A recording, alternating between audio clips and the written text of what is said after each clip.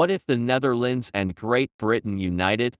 In our own timeline, James II and VII became King of England and of Scotland in 1685, but would make himself enemies, due to his Catholic faith, in a mostly Anglican Protestant country. The nobility would plot the removal of James in favor of his daughter Mary, who is a Protestant. Furthermore, she was married to William of Orange, who was the stadtholder of the Dutch Republic at that time. Together they overthrew her father and ruled together as Mary II and William III until she died in 1694 and he died in 1702, after which her sister Anne became queen and formed the Kingdom of Great Britain. Even though England and the Dutch Republic were effectively ruled by the same person, they were clearly separate, and after the death of William of Orange, England and the Netherlands wouldn't share a head of state anymore. But what if that didn't happen? What if the Netherlands and Great Britain united? In this timeline, William of Orange would unify the Dutch Republic, England and Scotland into the United Kingdom of Great Britain and the Netherlands. In 1702, William still dies, and instead of Anne, John William Frisco becomes king.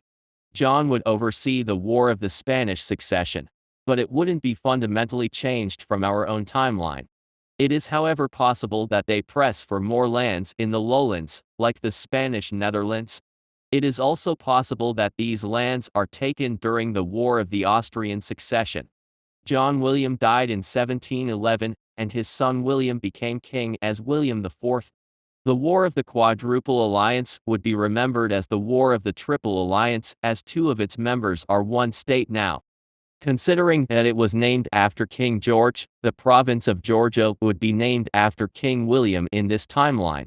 William IV would die in 1751 and William V becomes king for the next 55 years. Slowly the Dutch and English language would melt together into some sort of Anglo-Dutch hybrid. They are both West Germanic languages, but while English is a North Sea Germanic language, Dutch is a Visa Rhine Germanic language. It would be a blend of the two. For example, the American cookie was derived from the Dutch koekje, so even those pesky Brits would say cookie over biscuit. The Anglo-Dutch would build up their colonial empire in the American West Coast, Guinea, African Gold Coast, South Africa, India, and the East Indies. Considering that an integral part of their country is in mainland Europe, they probably invest more in their armed forces, which may come at the disadvantage of their navy, but probably not by much considering that the Dutch were seafaring people. The 7 Years' War probably still happens, and it would likely be still won by the United Kingdom, and Prussia secure themselves a victory. France wouldn't just lose its colonies in the north and India, but likely also in South America and Africa, as that continent would also see fighting, thanks to Dutch colonies in that area.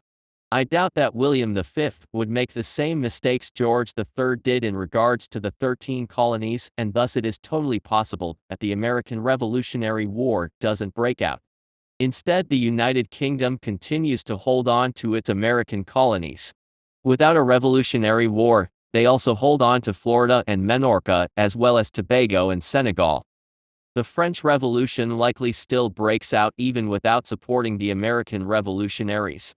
France would still end up controlling the Netherlands, similar to how they controlled Hanover, which belonged to the British. In 1800, the United Kingdom of Great Britain, the Netherlands, and Ireland would be formed. The Napoleonic Wars mostly play out like in our own timeline, so Napoleon takes dub after dub until he invades Spain, and then more severely Russia, leading to his downfall and then return, and then second downfall. The War of 1812 wouldn't happen, but this wouldn't impact the Napoleonic Wars in any way, and after the dust is settled, the new borders would be identical to our own timeline, with the United Kingdom also taking Belgium and Luxembourg. Unlike the Netherlands of our own timeline, the United Kingdom would hold on to Belgium. The Anglo-Dutch would expand their colonial empire. In the Americas, it is possible that they take Louisiana from Mexico during one of their many civil wars. The Oregon Territory would be under full Anglo-Dutch control. Eventually, their American holdings would become a dominion that contains most of the United States and Canada of our own timeline. Considering that the United States don't exist, the Monroe Doctrine too wouldn't exist, and Africa might fall to the Europeans once more. The British likely take Chile, Argentina, and Paraguay as colonies, which later become dominions. France would establish French Colombia in modern-day Colombia, Venezuela, Ecuador and Paraguay and French Andes in modern-day Peru and Bolivia. Lastly, Spain would eventually manage to reconquer Mexico. Brazil, fearing subjugation like Spanish America, would be willing to unite with Portugal back into the United Kingdom of Portugal, Brazil, and the Azores. In Africa, the Anglo-Dutch wouldn't be at odds with the Boers, as those were simply Dutch settlers. Like in our own timeline, they'd expand into India and Indonesia, and also into Australasia, or in this timeline, New Holland. The Opium Wars likely still happen, and so does the century of humiliation in which the Anglo-Dutch take Hong Kong away and maybe even Formosa or Taiwan, as it used to be a Dutch colony. In 1840, William VI dies, and William VII became king. While the revolutions of 1848 sweep through Europe, the United Kingdom would bearing a revolt in Belgium, not affected by it, but it still chose to liberalize and other to avoid any further consequences. Just 1 year later he died, and William VIII became king of the United Kingdom of the British Isles and the Netherlands for the next 41 years. European history is probably similar to our own timeline, so the Crimean War, the Second War of Italian Independence, the Expedition of the Thousand, the Second Schleswig War, the Austro-Prussian War, and lastly the Franco-Prussian War. Just like in our own timeline, Germany would be formed as a consequence of this, and it would be a great power. In 1890, William VIII died, and Wilhelmina became the first queen of the United Kingdom, or the first queen ruling over England and Scotland since Mary II. This did cause a constitutional crisis within Luxembourg, as their constitution doesn't allow a female head of state, and thus the personal union ends and the Grand Duchy of Luxembourg becomes independent under Grand Duke Adolf. However, the same Salic laws that separated these two would be abolished in 1912. Luxembourg controls the Belgian province of Luxembourg in this timeline. World War I likely still breaks out, and in this timeline Germany doesn't invade Belgium, as it is a part of the United Kingdom. Furthermore, German Emperor Wilhelm II holds close ties to Anglo-Dutch Queen Wilhelmina. Germany would simply remain at the border with France and focus on Russia. They started with a pincer maneuver beginning in East Prussia and Galicia and encircle all of Poland and all the Russian forces stationed there. This crippled the Russian armed forces, and the Germans blasts the Russians until they reach Narva, seriously threatening Petrograd. In 1915, Germany and Austria-Hungary would see success in Ukraine and Belarus, and even the Ottomans see success in the Balkans. That same year, Serbia fell to Austria-Hungary and Bulgaria, and having lost any hope, Russia sued for peace, soon followed by France.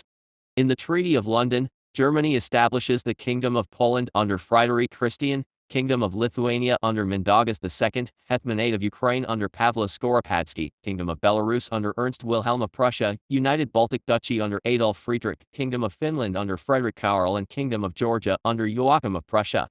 The Ottoman Empire would establish a friendly regime in Azerbaijan under Fadli Khan Koisky and partition Armenia with Azerbaijan. In the Treaty of Belgrade, Bulgaria annexes 2/3 of Serbia and Austria-Hungary annexes Montenegro and establishes a puppet regime in Serbia. The Treaty of Metz ended the war between Germany and France with a white peace, but Luxembourg was annexed by Germany. After the war, Germany would be a dominant force in Eastern Europe at the expense of Russia. It is possible that after the war Nicholas II might be forced to abdicate, and being replaced by a republican government. However, a communist revolution, or let alone a communist takeover, are unlikely, as it was the ongoing war that made them popular amongst the people. Over time, Germany might normalize relations with both Russia and France. In East Asia, Germany might help the Qing to retake power during the Manchu Restoration, which might lead to a war with Japan. Starting in the 80s, so 100 years after Ray Berlin Conference, slowly African nations would gain independence, but likely in a much more bloody way, with European powers fighting for their colonies. These same developments might also spill over to Asia and Latin America. Around 2,000 dominions of the United Kingdom, including New Holland and America, would gain full sovereignty. In this timeline, Great Britain and the Netherlands are united as one country and would be a greater force as they contain the colonies of both powers. Without Belgium existing, the First World War would be altered in favor of Germany. The current king would be Willem Alexander.